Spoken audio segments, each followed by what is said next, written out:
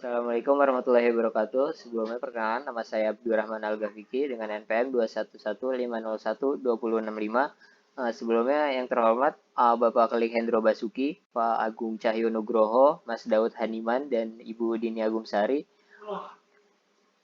Pada video kali ini saya akan mempresentasikan progres dari studio perancangan 4 arsitektur yang dimana meredesain sebuah terminal Raja Basa.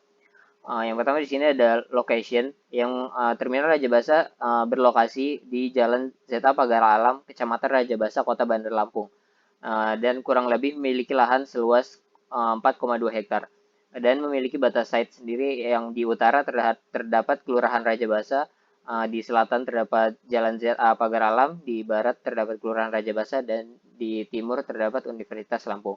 Lalu di sini ada analisis dari SYLT. Yang pertama di sini ada strength, yaitu aksesibilitas transportasi yang mudah, lokasi strategis, dan lahan yang luas, dan pusat public transport.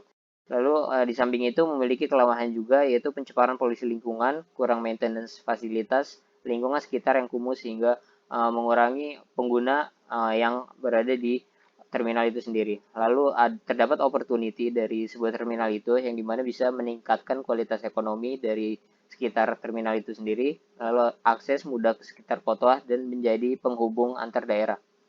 Lalu threat dari terminal itu sendiri yaitu ketidakteraturan bus swasta atau pengguna fasilitas yang tidak teratur. Lalu di sini ada analisis site. Yang pertama di sini ada biological attributes. Yang pertama di sini ada vegetasi.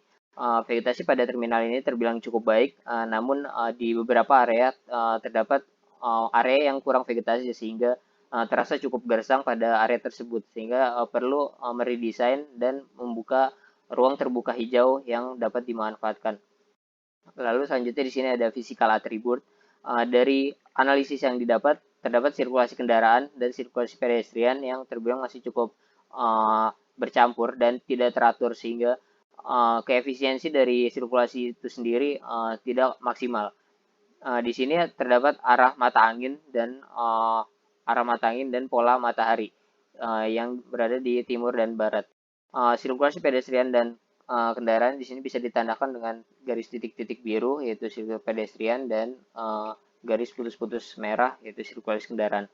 Lalu di sini ada topografi yang dimana kontur dari bangunan dari site terminal itu sendiri bisa bilang cukup miring yaitu sekitar 30 sampai 35 derajat yang dimana terdapat flat area yang berada di zoning merah di site itu sendiri dan slope area yang berada warna hijau yaitu terutama di jalan masuk area terminal itu sendiri dan garis-garis drainase. Lalu selanjutnya ada cultural attributes. Di sini terdapat intensitas pemanfaatan ruang. Yang pertama di sini ada ruang terbuka hijau dan KDB yang maksimal 50%. Lalu di sini ada utilitas dari existing terminal itu sendiri, yaitu ada terminal busnya, lalu ada lampu-lampu jalan yang walaupun kurang maksimal dalam penggunaannya. Lalu di sini ada zoning dari existing site. Di sini terdapat zoning parkir dan area bus akap dan bus AKDP. Lalu di sini ada terminal angkutan kota atau angkot.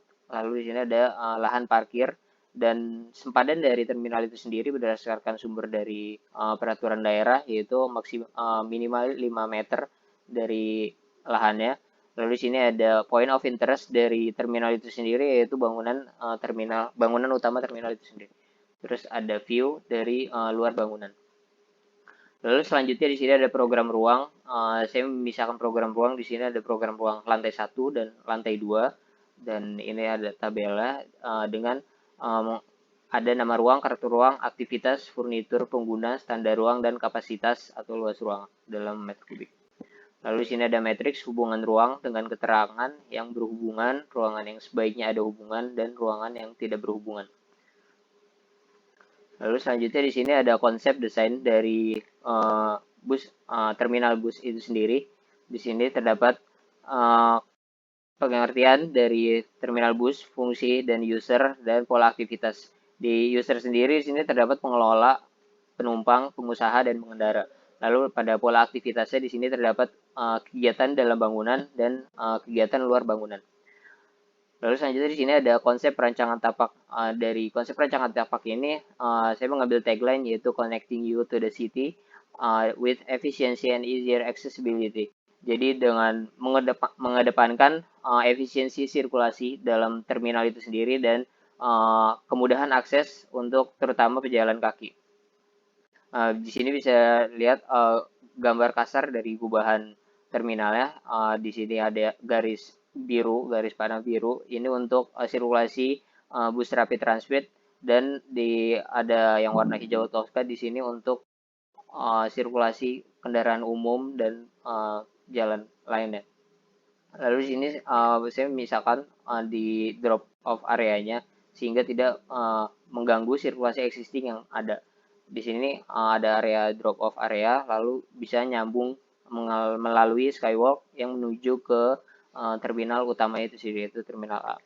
Lalu di sini dalam sistem bisnis sendiri, saya menggunakan sistem yang seperti Transjakarta, yaitu dengan penjadwalan dalam jadwal bis itu sendiri, sehingga mau ada penumpang atau tidak ada penumpang, jadi dia tetap jalan sesuai jadwal dan tidak terjadinya penumpukan dalam terminal itu sendiri, sehingga lebih mengefisienkan sirkulasi yang ada. Lalu di sini terdapat transformasi gubahan.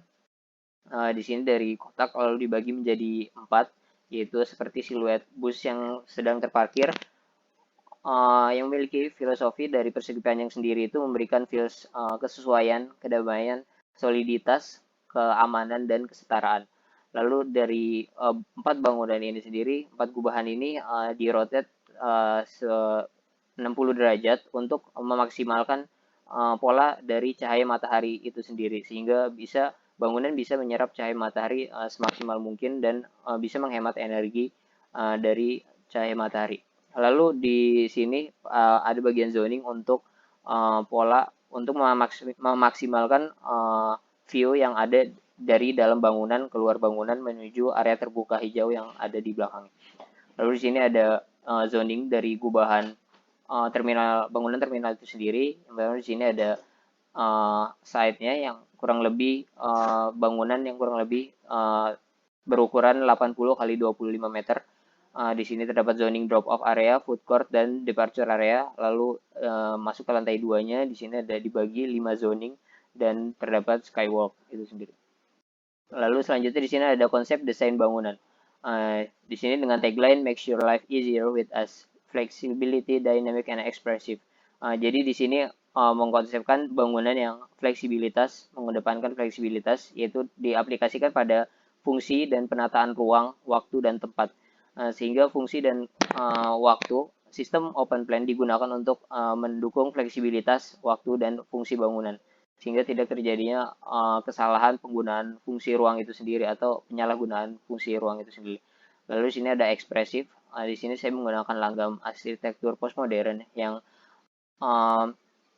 banyak dari segi ekspresif yang dapat ditampilkan seperti pluralism, double coding, multi-valence, precision, dan lain-lain. Lalu di sini ada dinamis, diaplikasikan pada bentuk dari bangunan, warna, tekstur, dan pencahayaan. Bentuk yang diambil dari sebuah bentuk persegi panjang dan memiliki sudut yang curve atau melengkung sehingga tidak terjadinya kesan kaku dan lebih continuity atau berkelanjutan. Lalu di sini ada preseden dari bangunan terminal itu sendiri. Selanjutnya di sini ada block plan.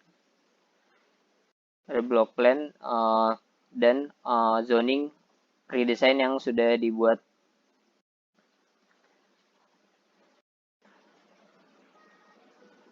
Di sini terdapat zoning yang sudah dibuat. Yang pertama di sini ada bangunan terminal A, B, lalu terminal C-nya pada yang bagian merah, dan zoning-zoning lainnya. Lalu di sini ada pola sirkulasi dari terminal C itu sendiri, yang mana di garis putus-putus biru ini khusus untuk bus rapid transit. Lalu ada yang garis-garis putus-putus merah, itu adalah sirkulasi kendaraan umum seperti Gojek, Maxim, atau kendaraan pribadi. Lalu di sini saya membagi zoning, memfokuskan zoning di lantai utama untuk menjadi drop off area untuk bis rapid transit ini dan departure area yang warna biru ini. Di sini ada zoning lantai 2 dan zoning lantai 1. Sehingga dapat tidak mengganggu kenyamanan yang berada di lantai 2 atau di ruangan seperti lounge, tempat menunggu dan lain-lain. Lalu selanjutnya di sini ada side plan. Di sini ada side plan. Yang pertama di sini ada kolam retensi untuk memaksimalkan penghawaan yang masuk ke terminal itu sendiri dikarenakan arah angin yang berasal dari arah tenggara dan matahari sehingga bisa menghasilkan udara sejuk ke dalam bangunan dan bisa menghemat energi. Lalu di sini terdapat ruang terbuka hijau yang dapat dimanfaatkan untuk umum dan memudahkan akses dari luar site, terutama untuk pejalan kaki itu sendiri. Lalu di sini ada beberapa pembagian lajur jalan dikarenakan berdasarkan dari site analisis terdapat pola putaran yang digunakan kendaraan umum di area terminal ini sehingga saya membuat beberapa lajur jalan untuk tidak mengganggu sirkulasi existing yang telah ada di terminal ini sehingga pada area ini bisa dijadikan drop off area untuk antar jemput dan untuk ngetem angkot sehingga tidak mengganggu sirkulasi yang ada sehingga bisa memaksimalkan fungsi dari tempat parkiran ini sendiri atau drop off area ini. Lalu di sini ada tempat untuk drop off dari bus BRT-nya dan departure area dari bus BRT-nya. Lalu di sini terdapat tempat parkir yang pada terminal C ini dan tempat parkir utama yang di terminal A ini. Mungkin sekian presentasi dari progres studio perancangan arsitektur 4 saya. Kurang lebihnya mohon maaf. Wassalamualaikum warahmatullahi wabarakatuh.